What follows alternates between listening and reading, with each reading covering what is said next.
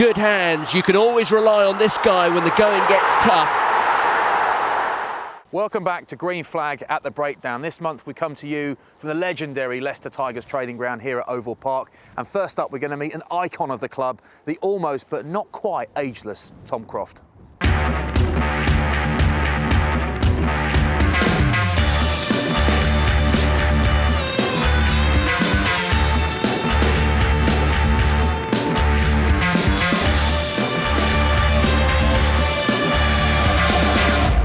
Crofty, we've just done a bit of Googling and it told us on Wikipedia that you are 30 years old. Tell me you've altered that. 30 years young, I know. I look a lot younger. Yeah. You look in good shape, but you look about 40. I mean, that's just because you played a lot of games, isn't it? This year, maybe. I've had 3 years sabbatical, took the time off. I think I've done all right. The hair's thinning.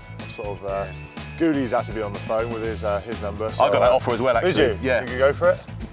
No, I think I'm too far gone. Yeah. So you've had a bit of time out with injuries, and sort of getting yourself back, you know, to playing first team again is a feat in itself when you consider some of the knocks you have.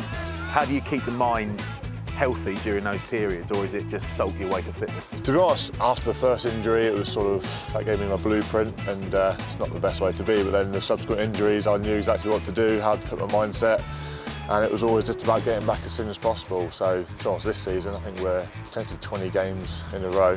Touch wood, don't want to jinx myself, but yeah, it's just about sort of building game on game now. Do you sit and set yourself goals at the beginning of each week or season, and do those goals include international recognition again? Come the start of the season, it was purely about sort of playing for the club and actually playing a full season. Like I said, I had 3 years where I didn't really do a lot. I think I played 10 games in 3 years. Renewed the contract, so the loyalty of the club showed I really felt I sort of owed them one. So to play a full season, to play a part of whatever part that can be in the whole year, was imperative to me. In terms of international, yeah, it's always an ambition. Do you find yourself now as, you know, a senior player at Leicester, are you turning into that niggly, grumpy old bloke like the old John O's and the Martin Corries and the Neil Backs? You get more and more resemblances to sort of Ben Kay warming up, sort of hobbling round and yeah, WD-40 in his breakfast. A few lengths and hamstring stretches before you actually get going. But no, there's a few old heads. Dan Cole sort of seems to have been an old head ever since he was 18. Yeah.